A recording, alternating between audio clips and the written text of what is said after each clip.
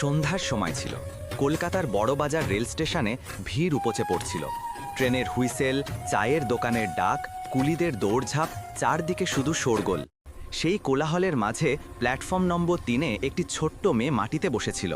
তার হাতে পালিশের বাক্স আর ব্রাশ। ছেঁড়া পুরনো কাপড়, খালি পা, ধুলোয় মাখা মুখ। তবুও সে হাসছিল।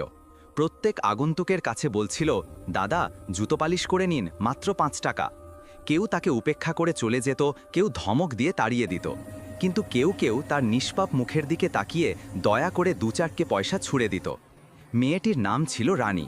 কেউ জানত না তার আসল নাম কি, কোথা থেকে এসেছে। স্টেশনই ছিল তার বাড়ি। মেয়েটির বিছানা ছিল প্ল্যাটফর্মের মেঝে, আর আকাশ ছিল তার ছাদ। রানী সকাল থেকে রাত পর্যন্ত কাজ করত। কখনো কখনো সারা দিনে মাত্র 5-10 টাকা আয় হতো। সেই টাকায় সে স্টেশনের বাইরের ঠেলা থেকে বাসি রুটি বা ঠান্ডা সমস্যা